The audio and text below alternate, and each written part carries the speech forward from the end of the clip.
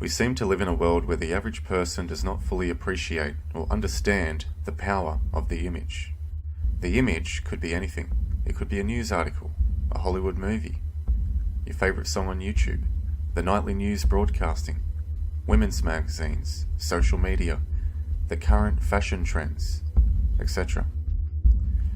Television, film, news and video games companies seem to come out of every corner in today's startup-centric economy. But while it may seem like you have endless options, most of the media you consume is owned by one of 6 companies. These 6 companies are known as the Big Six.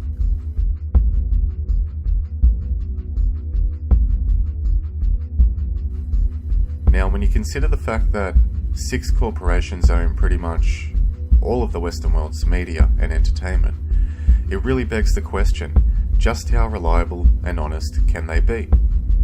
Are the media's hand-picked public health officials telling the public scientifically accurate information? Was there any scientific or medical basis for the imposed government lockdowns? Is there misinformation in the mainstream media that's harming the public and causing needless suffering? There are many questions like these that we are not getting reliable answers for. It's generally believed that with the coronavirus, the worst is yet to come. Some predictions by global experts say the virus will likely end up infecting most people in the world. In that case, it could become a seasonal illness like the flu. Politicians, scientists, and even celebrities all want us to practice social distancing. The leading expert on infectious diseases in the United States and a key member of the White House's coronavirus task force has warned that lifting restrictions too soon could lead to further spikes in cases. And according to a recent report by US-based investment bank JP Morgan Chase, South Korea's coronavirus epidemic has not yet reached its peak. I refuse to throw away all the effort and the sacrifice of the British people and to risk a second major outbreak and huge loss of life and the overwhelming of the NHS.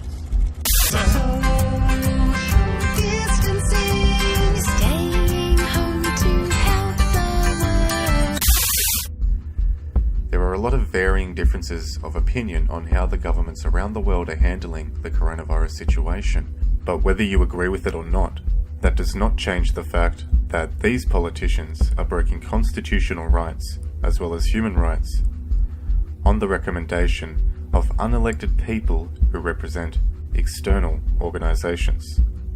And they are using the police to try and enforce social distancing.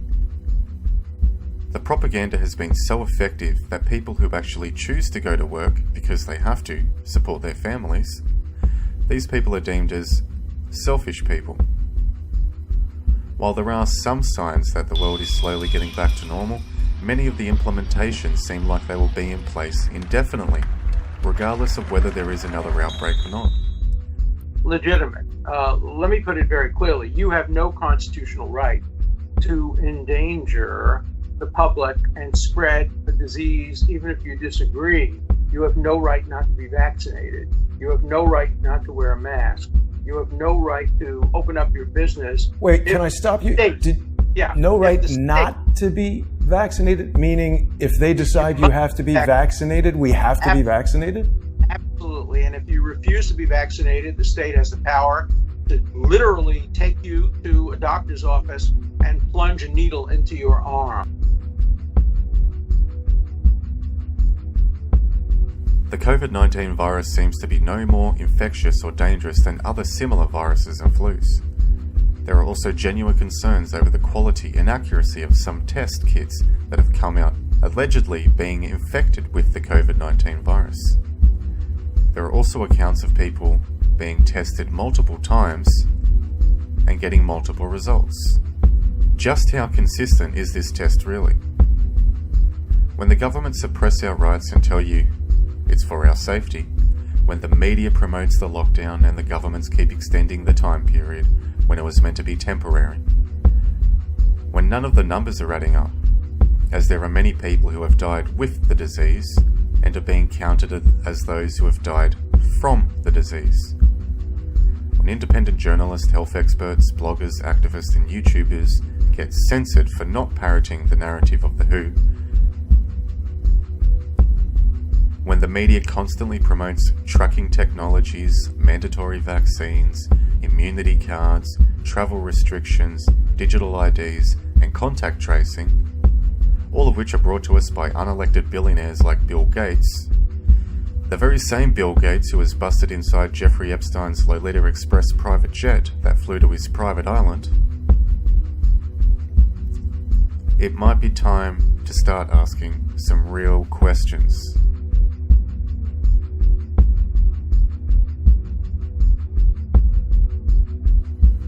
A common theme we see in today's corporate media is the promotion and glorification of what I call COVID culture. Hollywood, celebrities, and the mainstream media are being used to help facilitate the growth of this COVID culture, and they are doing a very successful job at selling it to the public. It's really not much different to how A-list celebrities come out in full support of politicians during elections. All of them are bought and paid for, and whether they actually believe in what they are promoting or not is another story. I did something really useful. I laundered all my sneakers. Boy, do they smell good. After you're 65, you're not allowed at the house anymore in California, so we stay home and we eat here, right? Oh, yes, that's yummy. I eat with the whiskey, and there's Lulu. I wonder if you can. No need for greed and hunger. Brotherhood of man. What happens when a government grants itself far-reaching powers to deal with an emergency, but doesn't roll those powers back once the threat has gone? Millions of people are losing their jobs and are currently isolated in lockdown. The economy is being destroyed, but you know, at least you didn't catch that flu that was 99% not going to kill you anyway, right? Well, it's that sort of logic that is being sold to the public through the media. A recent example of this COVID culture normalization was the One World Together at Home concert, which was broadcasted on many TV networks around the world and across most internet streaming platforms live. Hi, this is Lady Gaga, and today I'm so happy that we are one world together at home. I feel very honored to be a part of the World Health Organization and global citizen in the fight against COVID-19. The purpose of this event was said to be to promote morale and togetherness during this coronavirus pandemic. But what we saw instead was nothing short of typical neuro-linguistic programming and psychological manipulation. With a staggering list of celebrities in attendance, including people like Lady Gaga, Billie Eilish, Paul McCartney, David Beckham, Alicia Keys, Taylor Swift, Oprah Winfrey, etc., they all seem to promote the same scripted message of the World Health Organization, which of course is to stay at home, don't go to work, trust the plan, take vaccines, and the importance of social distancing. And I want to thank all the healthcare workers risking their lives to save ours. Thank you guys so much. Obviously, the strategy of using celebrities to shill for a cause works, and this is why they continue to do it.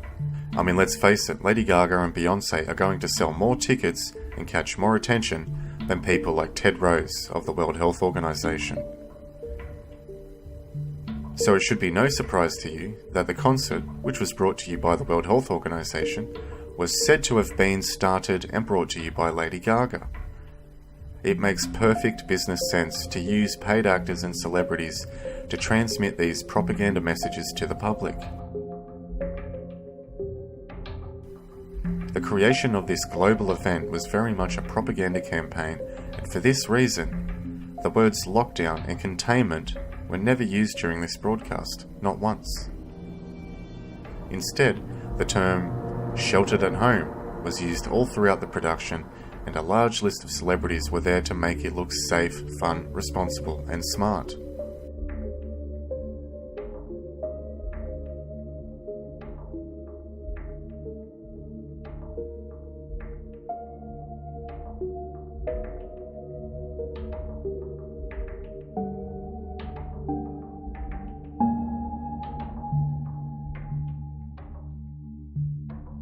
When we think of Hollywood and the nightly news, the average person does not associate it with the government. I think if more people were willing to look a little deeper, they would see just how blurry the lines do get between government and corporate entertainment. Even directors themselves are often subject to reviewing by special focus groups and intelligence agencies that want to insert their own agenda. The espionage as such occupies only 10 to 15% of money, time, and manpower. 15% of the activity of KGB. The rest, 85%, is always subversion. Subversion in Soviet terminology means always a destructive, aggressive activity aimed to destroy the country, nation, or geographical area of your enemy. The psychological shock when they will see in future what the beautiful society of equality and social justice means in practice, if you allow all the schmucks to bring the country to crisis, to promise people all kind of goodies and the paradise on earth, to destabilize your economy, to eliminate the principle of free market competition, and to put a big brother government in Washington, D.C. According to Matthew Alford, who writes for The Independent, in his article titled, "Washington DC's Role Behind the Scenes in Hollywood Goes Deeper Than You Think," he claims, quote, "It is a matter of public record that the Pentagon has had an entertainment liaison office since 1948. The Central Intelligence Agency established a similar position in 1996. Although it was not known that they sometimes request script changes in exchange for advice, permission to use locations and equipment, such as aircraft carriers, each appeared to have passive and largely apolitical roles. Files were obtained mainly through the US Freedom of Information Act, showed that between 1911 and 2017, more than 800 films received support from the US government's Department of Defense, a significant higher figure than previous estimates indicate. These included blockbuster franchises such as Transformers, Iron Man, and The Terminator. On television, we found over 1,100 titles receiving Pentagon backing, 900 of them since 2005, from Flight 93 to Ice Road Truckers to Army Wives. When we include individual episodes for long-running shows like 24, Homeland Security, NCIS, as well as the influence of other organizations like the FBI and the White House, we can establish unequivocally for the first time that national security state has supported thousands of hours of entertainment. For its part, the CIA has assisted in 60 films and television shows since its formation in 1947. This is a much lower figure than the Department of Defense, but its role has nonetheless been significant." Unquote. It is also important to keep in mind that these are just the films we know about. When you have a look into the music industry, the level of control becomes even more clear. This isn't just the case today, it's always been the case. According to Wikipedia, Operation Mockingbird was a large-scale program of the United States Central Intelligence Agency that began in the early 1950s and attempted to manipulate news media for propaganda purposes. It funded student and cultural organizations and magazines as front organizations. The main purpose of this fully implemented CIA program was to spread disinformation through the American media establishment and abroad. The original plan was to have a multitude of media assets monitoring and steering the flow of information. During this time, the CIA would hire and train an unknown number of journalists in order to better pursue this goal. Real concern that planted stories intended to serve a national purpose abroad came home and were circulated here and believed here, because this would mean that the CIA could manipulate the news in the United States by channeling it through some foreign country. However, CIA Director William Colby testified to the Church Committee that over 400 CIA agents were active in the US media to control what was reported through the American mainstream television, newspaper, and magazines. Then US President Ford fired Colby after his testimony replacing him with George Bush Sr., who ended the CIA's testimony, stating there were no other programs of concern to disclose and promising that the CIA would no longer influence the media. And some people chose to believe him. While the American government no longer acknowledges the existence of a propaganda operation, it's really not that hard to find proof that not only did the CIA and Department of Defense never stop manipulating the media, but that it increased dramatically as the years went on. This isn't something that just happens in America, but the United Kingdom, Australia, Canada, and the rest of the world also. It is, from political theater to the way we kind of communicate to our children to the way that we inspire people, and it's interesting that Hollywood and the clandestine services are both spend most of their time convincing people that something that's not true is in fact true. Hollywood sort of develops this way of telling stories and oftentimes uses that and philanthropic causes or political causes, which people may or may not think are good. But, there are really positive offshoots. Are there many actors in Hollywood who also moonlight as agents, do you think? I think there are probably quite a few, yes. I think probably Hollywood is full of CIA agents, and we just don't know it. And I wouldn't be surprised at all to discover that, this was extremely common. The amount of money and resources intelligence agencies and government departments have spent on creating musical icons and movie stars isn't quite clear. But when you start examining the evidence, it seems like an endless amount. An example of this was the anti-war and LSD counterculture revolution in the 1960s music scene. Specifically the scene centered around Laurel Canyon, Los Angeles, brought to us and popularized by artists such as Jim Morrison of The Doors.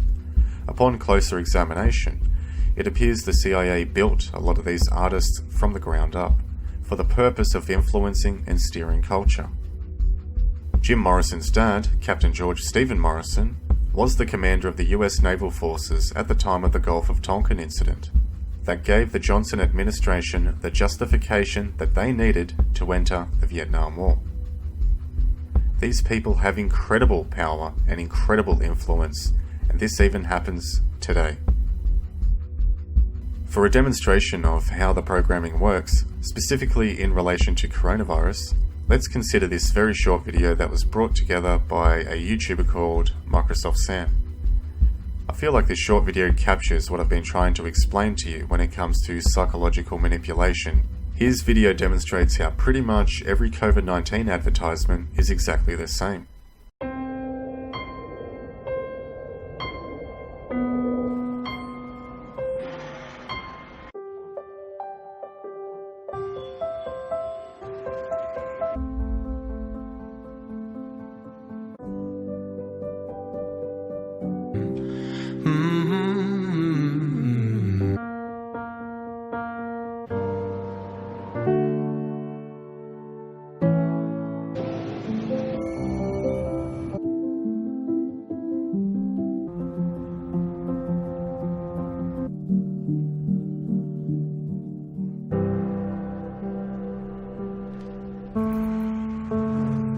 When we first opened our doors. Since 1926. Since 1978. For 60 years. For 75 years. For over 80 years. In 90 years. Over 100 years. Nationwide has been on your side. Restaurants have always been there for you. Nissan has been with you through thick and thin. We will do what we've always done. Take care of people. We're people. People. People. People. People. People. And family. Family. Family. Family. Family. Family. Family. Family. Family. Families. Families. Families. Even now. Especially now. Especially now. Right now. Now more than ever. More than ever. Today more than ever. Today more than ever. In times like this. At times like these. During these difficult times. In these troubled times. Challenging times. Trying times. In these times of uncertainty. During this time of great uncertainty. During these uncertain times. During these uncertain times. In uncertain times. In uncertain times. Uncertain times. Unprecedented times. Unprecedented times. Unprecedented times. This unprecedented moment in our history. It's time of social distancing. While things have slowed down. As we turn more inside. While the doors may be closed. While the distance between us has gotten bigger. The more we stay apart, we still find ways to stay close, even when we're apart. Even if we can't stand closer than 6 feet. We can all stay connected to work, school, and most importantly, to each other. There's still ways to touch each other. all without leaving the comfort and safety of your home. Without leaving the safety of your home. From home. Home.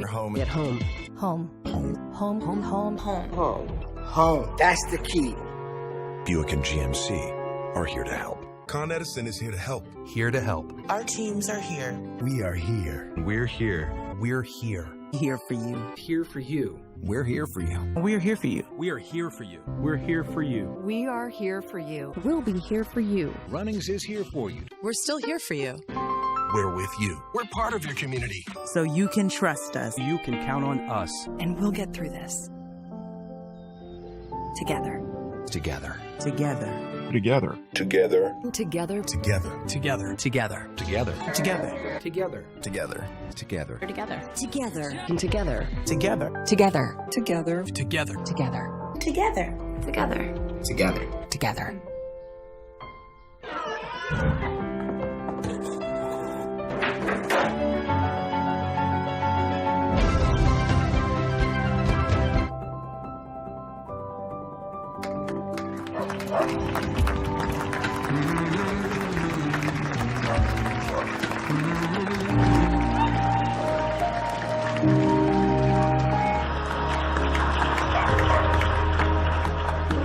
MasterCard.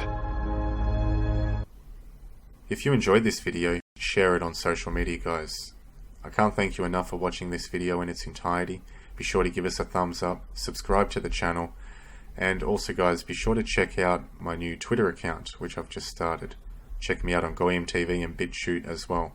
Links below.